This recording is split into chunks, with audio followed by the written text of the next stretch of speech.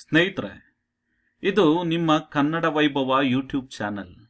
ಇದನ್ನು ಸಬ್ಸ್ಕ್ರೈಬ್ ಮಾಡಿ ಮತ್ತು ಲೈಕ್ ಮಾಡಿ. ಸ್ನೇಹಿತರೆ, ಜ್ಞಾನವನ್ನು ನಾವು ಯಾವಾಗಲೂ ಹಂಚಿಕೊಳ್ಳಬೇಕು. ನಮ್ಮ ಜ್ಞಾನದ ದೀಪದಿಂದ ಹಲವರ ಮನೆಯ ದೀಪಗಳನ್ನು ಬೆಳಗಿಸಬೇಕು. ಕೆಲವೊಮ್ಮೆ ನಾವೇ ದೀಪಗಳನ್ನು ಹಚ್ಚಬಹುದು, ಅಥವಾ ಯಾರಾದರೂ ಹಣತೆಯನ್ನು ತಂದು ನಮ್ಮ ದೀಪದಿಂದ ಅವರ ಹಣತೆಯನ್ನು ಹಚ್ಚಿಕೊಳ್ಳಬಹುದು. ಅದು ಹೇಗಾದರಾಗಿರಲಿ, ಜ್ಞಾನದ ಹಣತೆ ಮಾತ್ರ ಸದಾ ಹುರಿಯುತ್ತಿರಲಿ. ಅದರಿಂದ ನಮ್ಮ ಜಗತ್ತು ಪ್ರಕಾಶಮಾನವಾಗಿ ಪ್ರಜ್ವಲಿಸಲಿ ಎಂಬುದೇ ನಮ್ಮ ಆಶಯ. ಜ್ಞಾನವು ಒಂದು ಶಕ್ತಿ. ಆ ಶಕ್ತಿ ಶಿಕ್ಷಣದಿಂದ ಬರುತ್ತದೆ. APJ ಅಬ್ದುಲ್ ಕಲಾಂ ಹೇಳಿರುವಂತೆ, ಶಿಕ್ಷಣವು ಮಾನವರನ್ನ ಬೆಳಗಿಸುತ್ತದೆ. ಶಿಕ್ಷಣವು ನಮಗೆ ಆತ್ಮಸ್ಥೈರ್ಯ ಮತ್ತು ನಿರ್ಭಯತೆಯನ್ನ ತಂದುಕೊಡುತ್ತದೆ. ಆದ್ದರಿಂದ ಜ್ಞಾನವೇ ಅಧಿಕ. ಅಂತಹ ಒಂದು ಜ್ಞಾನವೇ ಅಧಿಕ ಎಂಬ ವಚನವನ್ನ ನಾವು ಇಂದು ಕಲಿಯೋಣ. ಇದು ಸರ್ವಜ್ಞನ ವಚನ. ಆನೆ ನೀರಾಟದಲ್ಲಿ ಮೀನ ಕಂಡಂಜುವುದೇ, ಈನ ಮಾನವರ ಈನರಡಿಗೆ ತತ್ವದ ಜ್ಞಾನಿಯಂಜುವನೇ ಸರ್ವಜ್ಞ. ಈ ಸರ್ವಜ್ಞನ ವಚನವು ಜ್ಞಾನಿಯ ಸ್ಥೈರ್ಯ ಮತ್ತು ನಿರ್ಭಯತೆಯನ್ನು ಸಾರುವ ಒಂದು ಶ್ರೇಷ್ಠ ವಚನ.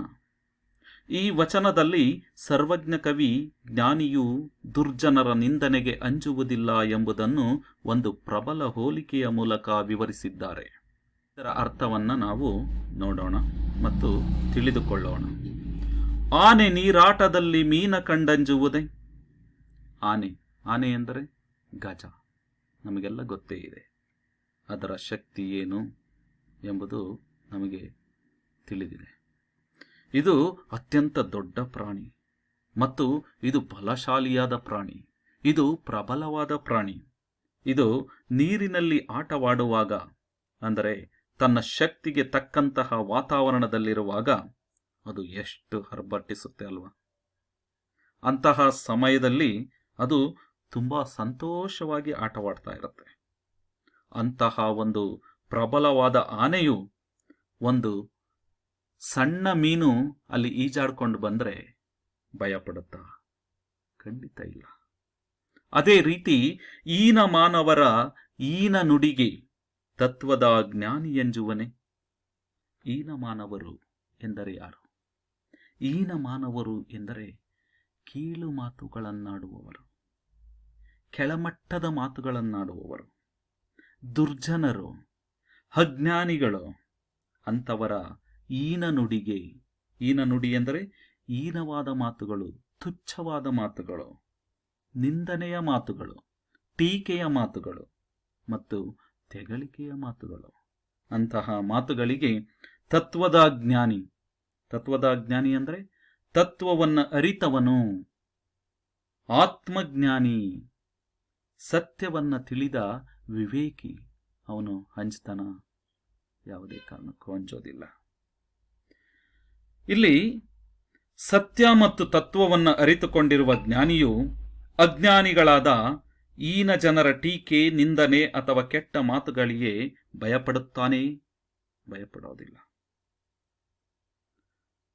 ಒಟ್ಟಾರೆಯಾಗಿ ಈ ವಚನದ ನೀತಿಯಲ್ಲಿ ಸರ್ವಜ್ಞನ ಸಂದೇಶ ತುಂಬಾ ಸ್ಪಷ್ಟವಾಗಿದೆ.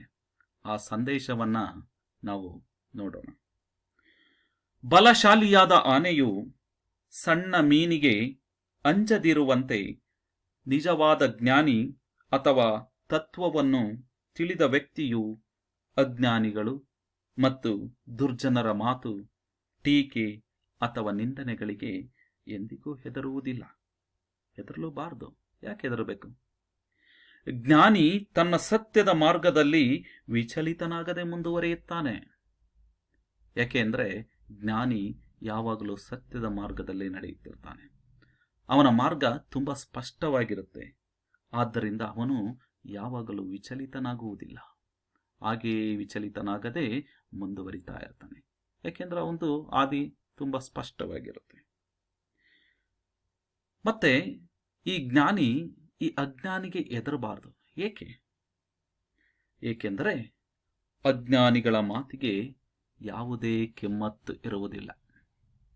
ಯಾಕೆಂದರೆ ಅವರ ಮಾತಿಗೆ ಯಾವುದೇ ವೇಟೇಜ್ ಇರಲ್ಲ, ಯಾವುದೇ ಶಕ್ತಿ ಇರಲ್ಲ, ಯಾವುದೇ ವ್ಯಾಲ್ಯೂ ಇರಲ್ಲ. ಹಾಗಾಗಿ ಅಂತಹ ಅಜ್ಞಾನಿಗಳ ಮಾತಿಗೆ ಬೆಲೆ ಕೊಡೋದೇ ಬೇಡ, ಅವರಿಗೆ ಎದುರೋದೇ ಬೇಡ. ಇದು ನಿಜವಾದ ಜ್ಞಾನದ ಮತ್ತು ಆತ್ಮವಿಶ್ವಾಸದ ಶಕ್ತಿಯನ್ನ ಎತ್ತಿ ತೋರಿಸುತ್ತದೆ. ನಮಗೆ ಒಳ್ಳೆ ಜ್ಞಾನ, ಒಳ್ಳೆ ಬುದ್ಧಿ, ನಿಷ್ಠೆ, ಸರಿಯಾದ ಮಾರ್ಗ ಇವೆಲ್ಲವೂ ಇದ್ದಾಗ ನಾವು ಆತ್ಮವಿಶ್ವಾಸದಿಂದ ಒಳ್ಳೆಯ ಮಾರ್ಗದಲ್ಲಿ ನಡೆಯುತ್ತೇವೆ. ಆದ್ದರಿಂದ ನಾವೆಲ್ಲರೂ ಉತ್ತಮ ಮಾರ್ಗದಲ್ಲಿ ನಡೆದು ಉತ್ತಮ ಜೀವನವನ್ನು ಸಾಗಿಸುತ್ತಾ ಸಂತೋಷವಾಗಿ ಜೀವನವನ್ನು ಕಳೆಯೋಣ ಎಂದು ಹೇಳುತ್ತಾ ಈ ವಚನವನ್ನು ಮುಗಿಸುತ್ತೇನೆ. ಎಲ್ಲರಿಗೂ ಧನ್ಯವಾದಗಳು.